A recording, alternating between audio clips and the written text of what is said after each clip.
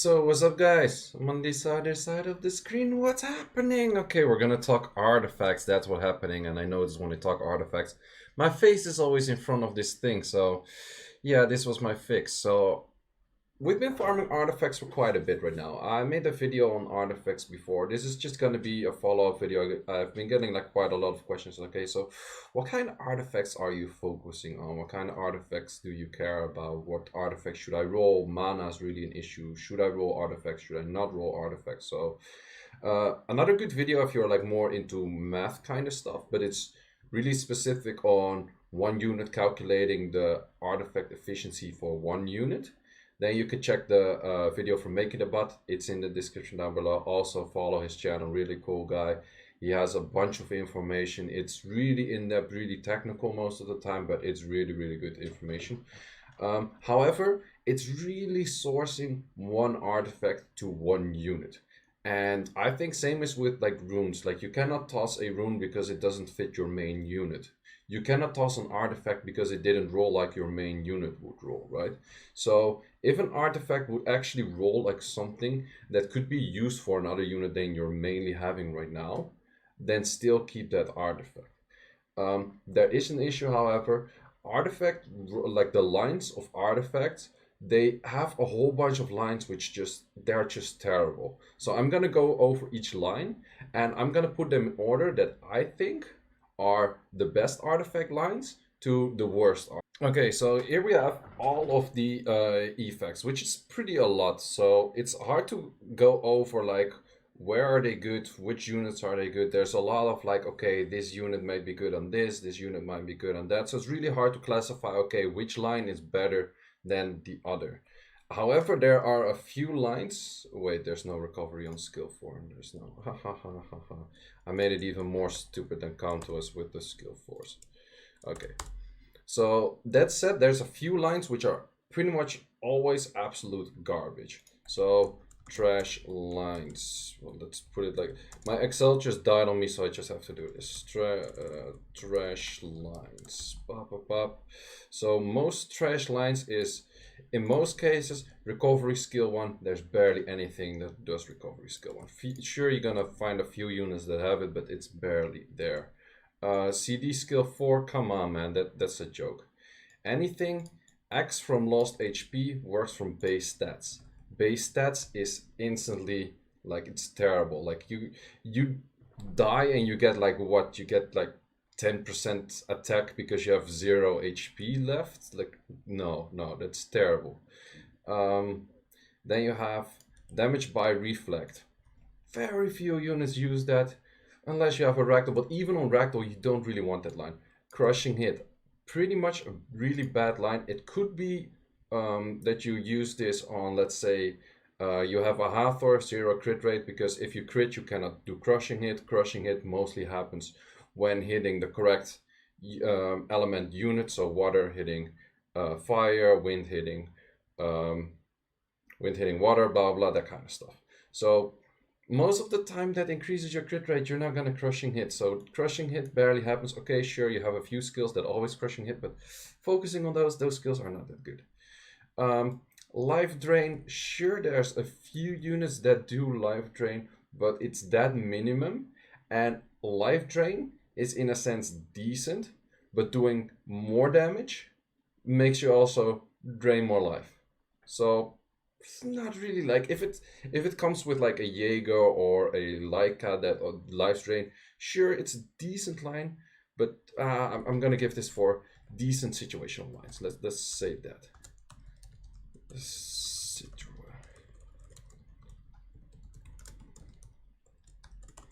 I just call them lines, like whatever you want to call them. Like I call all of these just a line, like it's a line of thing. Damage received, crit damage, it's situational, could be like on a support-ish kind of unit. But the thing is, what this does, it doesn't, like, let's say you have 10%. Also, I'm gonna go over like what all of these things do. So this X from lost HP is based on your base. Damage from reflect just does nothing. Crushing hit I already explained. Received crit damage 10. So let's say you have 10%, and it's not that like if the enemy does let's say 10,000 damage, that it becomes 9k damage. No, it doesn't work like that. If the enemy has 200 CD, the CD becomes 190 CD. So it doesn't reduce the attack, it doesn't reduce the multiplier, it doesn't reduce, it just reduces the last added damage check of it's crit. Yes, okay, crit. This is the crit damage. Damage is multiplied by X. X is now 10% lower because you have this on 10%. It's not that good of a line. Sure, you can use it on some supports, but it's in general, it's not that great of a line, I would say. Also, these HP when revived, come on. There's sure you can say like, oh, it would work on a Tyrannese, it could work on a unit that works together with Vanessa. I would like, in general, I would never put a line on or like a line on a unit that for like the reason I want that line on there, because it works together with a unit that has that line implied. So let's say I put HP when revived on Triana because I use Triana together with Vanessa. No, doesn't make any sense. You're not gonna do that. However, are you gonna get your perfect set of lines that you want? No, you will not. So having you will always have some trash lines in there. So even like good artifacts, good rolled artifacts, they probably have a few trash lines in there. Do not sell your artifact if they have one or two trash lines in there and one good line. I would say if you want a good artifact, it has the main line you want in there, one side line that makes sense, and then one like an option to remove one of the two trash lines, and then it rolls in the two main lines that you want. That's a good artifact. So with a unit, classify what is the good line that you want on that. So damage by counter, super situational, like too situational. It's barely a thing. CR increasing effect, there's not too many units. Like I said, like if you would want to use a CR increasing effect, so crit rate increasing effect, you want to use it on a unit that does self CR buff. There's not that many units that have CR buff. Sure, like you're gonna put a whole bunch of them that do, but most of them aren't really necessarily damage dealers. What you could say is like, okay, I give my copper like 15% of this. I always copper a Mesty, so I can make my copper 55%. That's very legit for like Guild War, Siege, so like copper, bulldozer, that kind of stuff. It's very legit to like this line is situational, can be actually pretty good if you get like high rolls in it. So therefore, like if you get like a high roll on this on like a defense, it's not too bad. It's not too bad. You could also like, let's say you do QB with a Lucian, then you could also use this line and like have Lucian lower than 70 crit rate. So situational line, it's not too great, but it's something. Same for like the defense increasing effect. Again, same units you could use it, but there's not too many units that self-buff defense, except for Tyrannese, that also use defense. Maybe there's some more, but So also it's like these are lines, like if you get it on the correct type, on the correct unit, it will work, but it's not something you generally are trying to aim for, you focus for. Same for this one. Speed I have to give the same treatment as well, because sure, you have Vigor, you have Savannah, you have a couple of other units. Yes, they amplify really good with speed, but the speed increasing effect is actually pretty minimum. Like someone did the math for me, I can't recall the exact math of how much it had, but it was pretty underwhelming. That's as much I can say. So I would have to give this one to situational lines as well. However, this one is pretty interesting. Attack increasing effect. There are a few units like, for example, your AO, which is like you're always pairing that with Galleon. So attack increasing effect is actually pretty good because you know what you're gonna pair it with. Like sure, these you can also know, like I paired with a defense unit, I paired with a speed unit, but there's not that many units that a skill of like defense or speed or whatnot to actually hit. Let's say you would use a Bernard Lacmaron, then yes, speed increasing effect is better, but that's just one unit.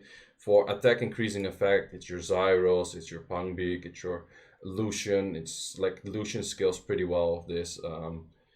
any unit that's like Sierras, Pernas that you mainly use next to your Bastet or whatnot. This is actually like,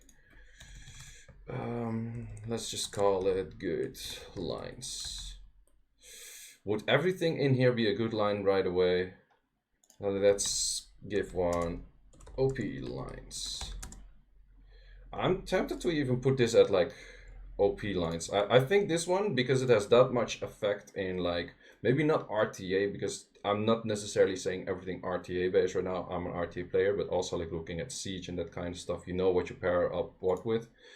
Okay, for RTA this is a little bit worse. Like you cannot say like I always pair my Bastet with my Lucian, because maybe your Bastet is banned and then your Lucian won't work that well on this line. Same for like Sierra with the friend or whatnot, but it's a pretty good line like overall.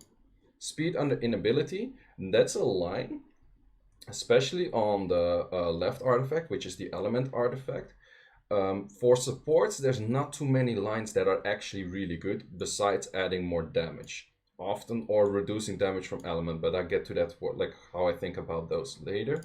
But speed under inability seems decent. Yes, it's a base stat. So let's say you have 23%, which or like 24%, which is a high quad roll or a high triple roll. Then let's say a unit has 100 base speed, it will have 124. So it's not that much.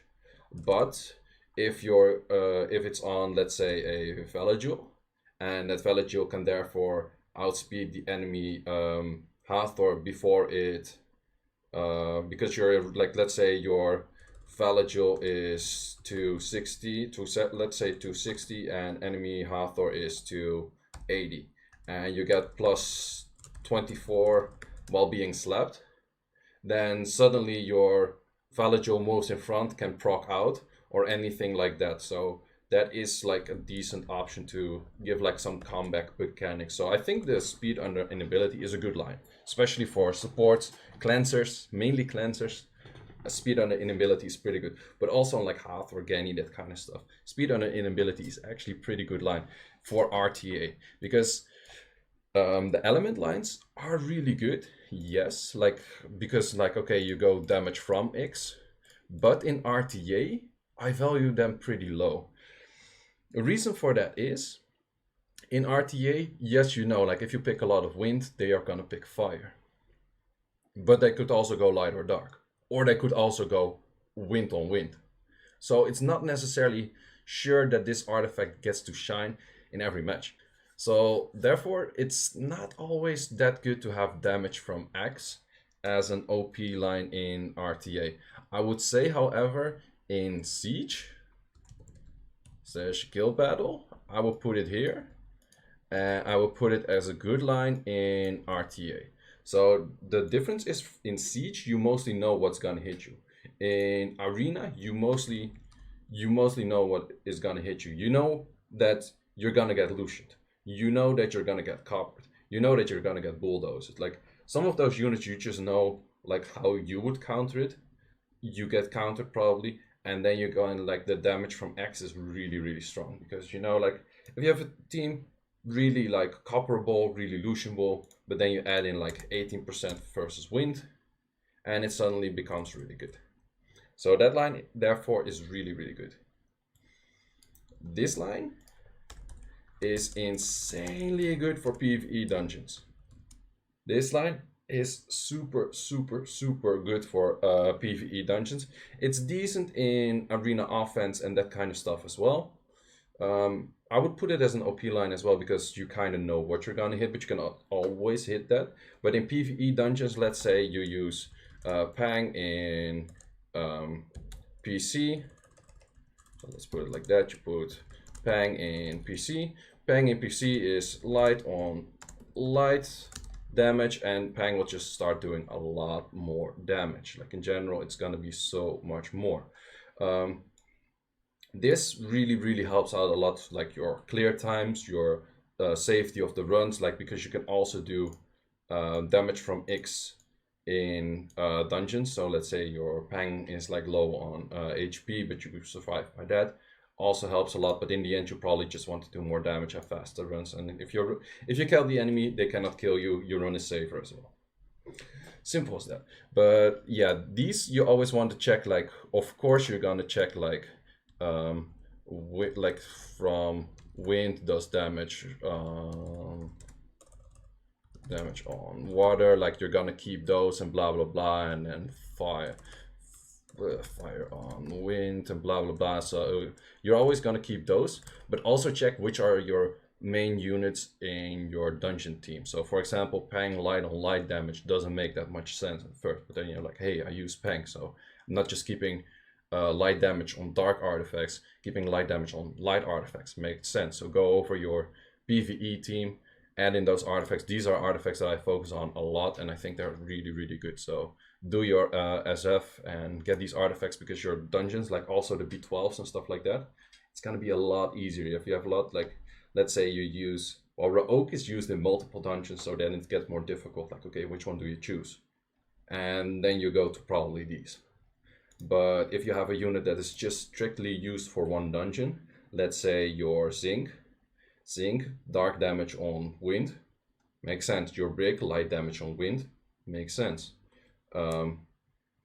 Yeah, those kind of things, just keep that in mind. Sure, your Verd is used in multiple dungeons. Sure, your oak is used in multiple dungeons, so hey, for those doesn't count.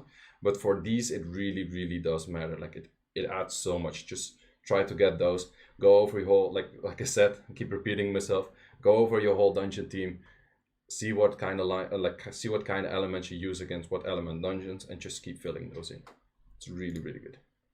So let's remove this. Then bomber damage. Well, I'm a bomber, but since you only have like a few bombers that you need, I'm gonna put it at a good line, and I'm not gonna put it in an OP line. RTA, it's pretty OP because it adds a lot of damage. But even for Gianna, for example, Gianna bomb damage, what is the likelihood that Gianna lands a bomb, is not cleansed, and it explodes on a lower attack rate than Sierra has mostly, rather than adding additional attack, which is on skill 1, which you do all the time, which is the one we get to next. Damage together is also one that's for OP in PvE dungeons. So I haven't put like the ones that I didn't mention like somewhere else, but whatever, you get the point. Like, it's not OP if it's not there and like written. Let's say it like that. But damage together, twins, but also Raoak, Crow, they do so freaking much damage if they attack together. Also, if you get this line on like a Pang, she teams up with the Raoak, it's still worth it. Like, it's not that you aim for it, but if it happens to get in an artifact with that, really, really good. So then we go over the damage, additional damage by HP, attack, and defense. Also for PvE lines, make sure your PvE line is always base attack. Base attack. For like Siege, Guild War, Arena, RTA, you can get away with like pretty much all three. Like adding some more attack is nice, adding some more defense is nice, adding some more HP is nice, but neither one of them really outshines the other unless a unit has really low base stats. For example, Fren is like, I think this is the base defense of Fren. So if you have plus 100 defense on that, or you have like the 10,000 HP and you add like 1500 HP on that, this is an increase which is like way higher percentual wise than this increase. You can do the math, but it's like, it's about like nearly like double the increase. If you would go like Perna, or this might be Perna defense, I'm not sure. But Perna is this HP, you add in this, it's barely 10%, you add in this, and it's like, what, 20%? Kind of, yeah. So that's really important, but in PvE, you always want to go like base attack. Base attack is super, super important. I'm not sure if this is all readable, or I should zoom in more, but just to give like an overview. I hope you were all able to read this. I'm not gonna redo all of this. So what else do we have? We have the damage from attack, or damage from HP, attack, defense, and speed. So the one from attack is again really good in PvE. PvE with base attack. So sometimes I write attack, sometimes I write ATT, it's the same thing. It's just a habit that I'm not consistent in that shit. I don't know why. But that's a really good line for a lot of multi-hitters. So in also like this for like RTA multi-hitters. Because this actually works by your total and it's added as an additional damage, as it says, additional damage. So let's say you would normally, you have a Juno and you hit 100, and let's say you have, well, let's go simple, let's go for the speed one. So you have Juno and her damage is 200, and then you have Juno has 250 speed. That was pretty loud, let me turn it down. Juno has 250 speed. Juno has artifact 200% speed damage, or damage from speed. Damage from speed. That means that her damage output will be 550, but she hits times 3. So that's an increase of 750 damage on skill 1 Juno. And in her S4 it hits on 4 units technically, so it's 1000 damage, but it's like across, so it's better like single. But yeah, you probably heard that, like how that works already. But like multi-hitters, like also the thing is, the multi-hitters that you're working with are the multi-hitters that are probably not gonna hit units which are defense broken, because defense broken, like this additional damage from attack barely increases anything if there's like a defense broken unit, right? Because then it still adds 250. It's not gonna add 250 plus like additional like 70% of the defense break. No, it's just an additional 250 of the base stat. That's it. No more calculations than that. That's also why, like, I had this discussion with someone else, like, okay, so for a Lucian, let's say Lucian, you have the additional damage by attack because it hits times 3, it hits across, so it's pretty nice. Or attack increasing effect. Attack increasing effect is way better because it's based on your attack. Well, same for this one, but it still gets multiplied by ignore damage. It still gets, well, it's not really multiplied by ignore damage, but it multiplied by your crit damage. So therefore the attack increasing effect for a Lucian is way better than like anything that already hits high. The attack increasing effect, if you know that you have the attack increasing effect unit next to it, is probably a lot better than the attack by damage itself.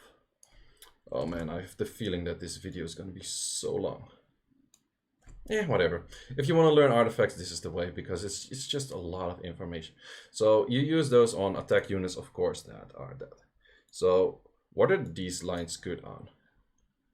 These lines are mostly good at like additional damage by HP is something I would put on support, like Ganymede, Hathor, that kind of stuff, because they don't do that much damage, but still you're gonna do a lot of like S1s, S2s, they hit like a little bit and that kind of stuff.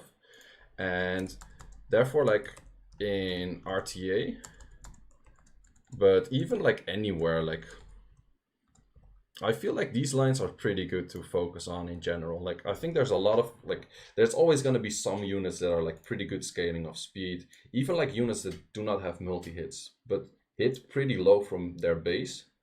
They're gonna do nice. Like they're just gonna hit like a lot more. Sierras, Giannas, Junos, multi-hitters, sure, but if you throw like, if your Hathor has like 30k HP, you have like 1% of your HP, your Hathor normally hits like what, how much does a Hathor hit at the start of game? Like 800. Your Hathor suddenly hits like 1100, right? So it's not like that's like, ooh, it's so much more. No, but percentual wise, it's a lot more. Thing is, in RTA, however, it's based off your max. Max HP is gonna lower in RTA. Defense is gonna stay the same. Speed is gonna stay the same, but attack is increasing. However, your attack that you have on your Hathor is probably a lot lower percentual wise than your HP, but it's something to keep in mind. So those are pretty OP in general. Then we get to skill 1 CD, skill 2 CD, skill 3 CD. These are really good, but I think they are a bit too focused on for some people. Some people are like, I want Lucian, and I want any artifact that's like attack, type, attack, base, skill 3 CD, and otherwise I. If not, I sell. I just want this. Don't be that guy. Don't be that guy. You're not gonna sell any rune that's not like 30 speed violent, and otherwise you sell it. There's a lot more options with runes that have no speed that are still good on other units. So don't focus too hard on this. Yes, it's pretty OP, but I actually noticed that lowering a few, like I had an artifact that I think it was like 16% um, skill 3, and it had like, I think the attack increasing effect was just like a few percent. Then I switched it out for like a 30%, 13% with a higher attack increasing effect, and it actually boosted my damage a lot. So yeah, that's something you should check. You should calculate that kind of stuff. It's not that easy to calculate. I know the guy from Swarfarm, Sandro, is working on stuff, but it's a lot of work. Like, yeah. So that kind of stuff. So yes, sure, skill 3 CD, it is OP, but don't overlook it like it's the best thing in the game, because there's more to like adding damage than just the skill 3 CD. Skill 2, skill 1 CD are a little bit more, for some units, really good, but for some units also a bit worse. So sure, you can throw this on units like, let's say, Odin. Makes a lot of sense because you always skill 1, right? But let's say you have a Miho. You skill 1 twice, and then you skill 3. I don't know what her cooldown is. No, you skill 2, you skill 1, you skill 1, you skill 2. I think, yeah. So technically you do more skill 1s on a Miho than skill 2s, but should you do skill 2 CD or should you do skill 1 CD because skill 1 CD you use it more? Or should you use skill 2 CD because skill 2 CD is supposedly insta-killing something? And if you did skill 1 CD, you didn't insta-kill it with skill 2. So then you need skill 2. So that's a lot of options, really difficult to. Best solution I can give to you, work with what you have. If you have a really high skill 2 CD that works for you, get that one. But don't try to force it. Like if you have one that's like 14 but then all bad lines, like in the end, throughout all of this, use anything that has multiple lines that are decent / good and high effective, and don't go for like, oh, I have a rare one with, like, that's also what I've seen at some people. I go CD S3 rare, and the effective like artifact is like 50, well, it's probably like 55%, and all of the other lines are absolute garbage, and it's like 18. So it's like, oh, I have an 18 CD, it's like, it's really good, blah blah blah. Yeah, but let's say you would lower this to 14 and you have an effective one of like 85, and it has like additional damage in this, attack increasing effect, additional damage on whatever unit. And so don't just purely change like the highest number on an artifact.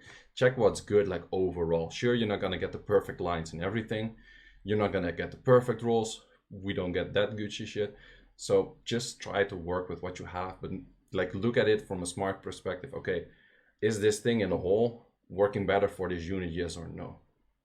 I do know, however, removing artifacts is expensive as hell. Well, yeah, I have a lot of mana, but still then. I hope they come up with a free rune, like, or free artifact removal. Count wish you should. I think you should. It's too expensive, but yeah. Then we have accuracy skill 1, skill 2, skill 3. I think skill 1 is not that great because like, are there that many things that do skill 1? Yeah, on the other hand, like a few units, I think the accies of all of them are actually pretty good because you have a few units, let's say like monkeys. Monkey skill 1 stuns more, skill 1 is good. Accy skill 1, there's a whole lot of like implementations where it would work. Same for like recovery. I did like recovery skill 1, it's barely there, but recovery skill 2, skill 3, there's a lot of things there. So in the end, like there's actually a lot of lines which I put in OP lines. So there's a lot of stuff to focus for.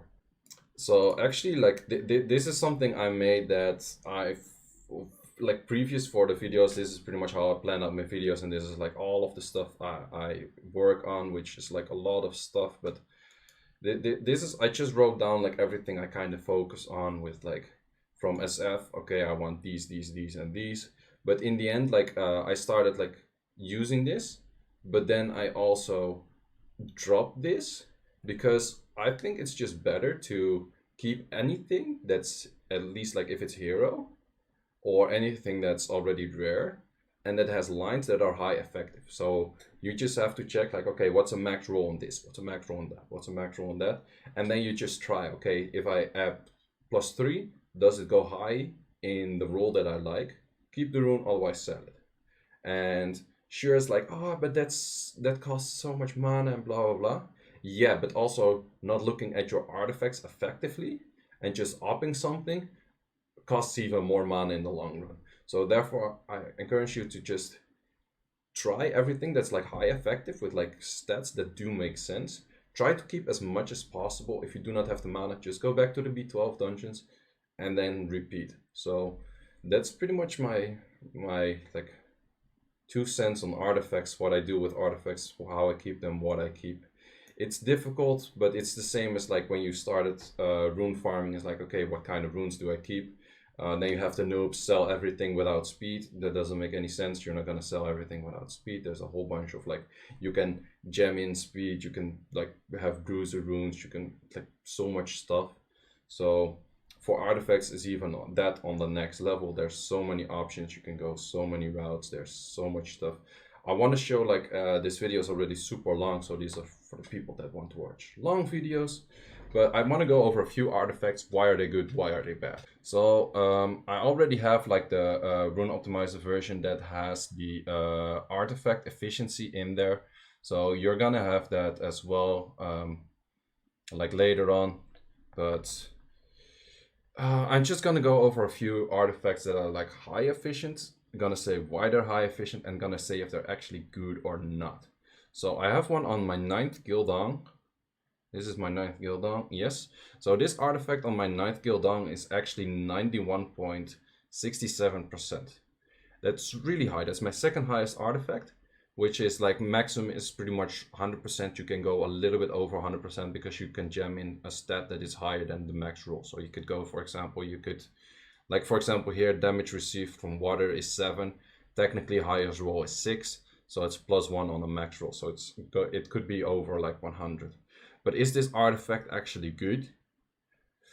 No, it's pretty terrible because the attack proportional to lost HP is a terrible line. Speed proportional to lost HP is a terrible line. Damage received from water is pretty, like, it's not really that used on water, and like damage received from light, it's not really that used on light. So those don't really make too much sense, right? So you have to find lines that do make sense. So let's say we check this Sierra. This Sierra is another like really good artifact. It's 19.62. And this artifact, I'm gonna compare this to another artifact which is also really good, and that's also a Sierra artifact. So then it's like, okay, what do you use? What's better? And actually, I'm not sure yet, because in this case, the additional attack is 10%, which is pretty nice because Sierra in this state has, well, this is a pretty weak Sierra on the attack, but Sierra has quite some attack, and then you add like more attack. That's pretty nice. Damage on wind, damage on water is nice, and then bomb damage. Okay. And it's a base of attack.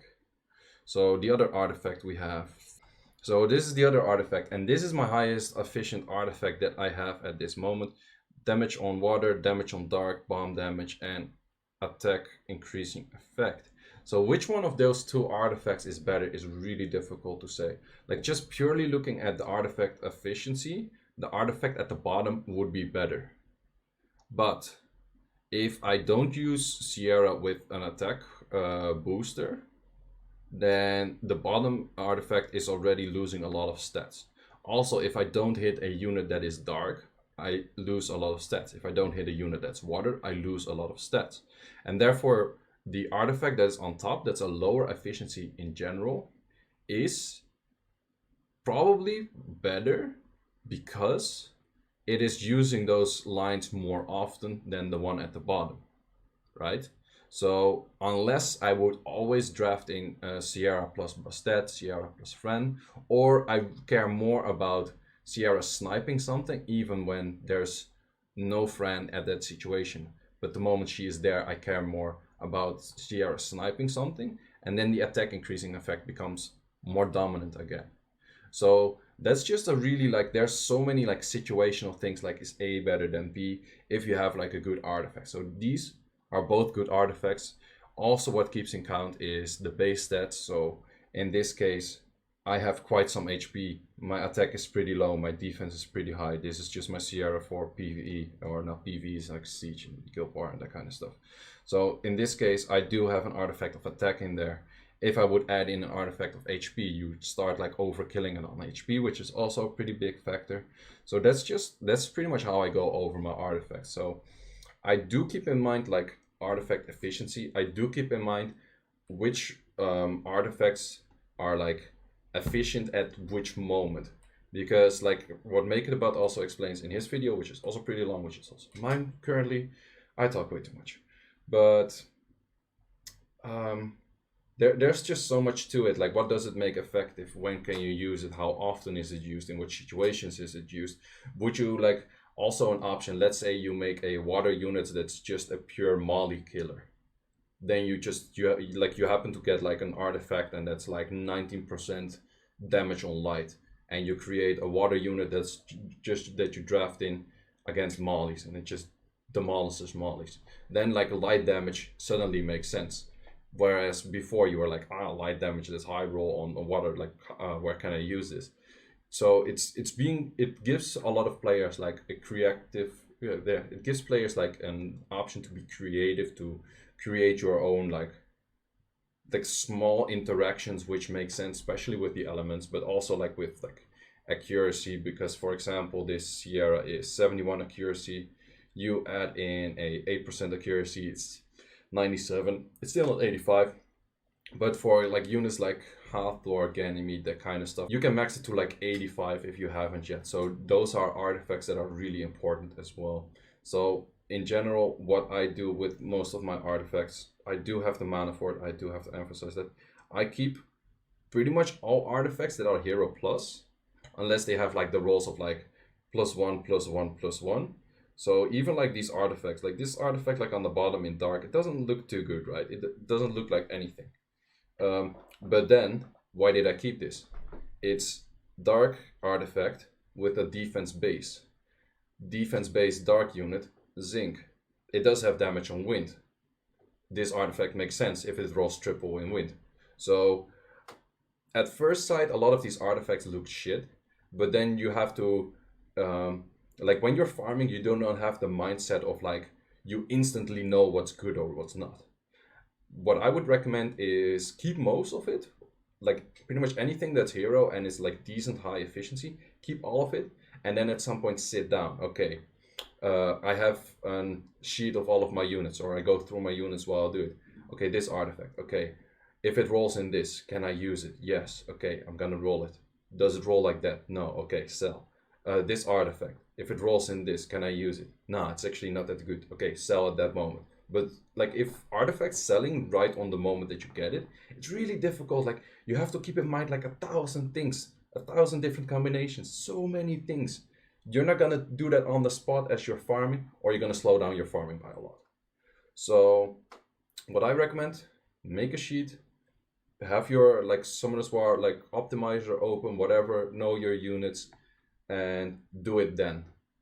Like at that point, you just start upgrading, you waste all your mana, you start complaining in the guild chat that you don't have mana, and that kind of stuff. And yeah, that's pretty much what I do with artifacts. So for the people that ask the question, what do you do with artifacts? This is what I do with artifacts. Like there's so much information to it that I could fill podcasts by myself pretty much. Well, this is pretty much like a monologue podcast by now, but yeah, the video is pretty long. I think I talked long enough, and if you have any questions, leave it in the comments. If you made it all the way to the video, you're a fucking hero, and you wanted to know shit about artifacts, and now you do. And for that reason, like this video, subscribe to the channel if you haven't, and Really appreciate all of the love that you've been giving me over the last months, years. Been doing this for pretty, like, I guess about 2 years now. So, well, actively a year. So, thanks for watching, guys, and peace.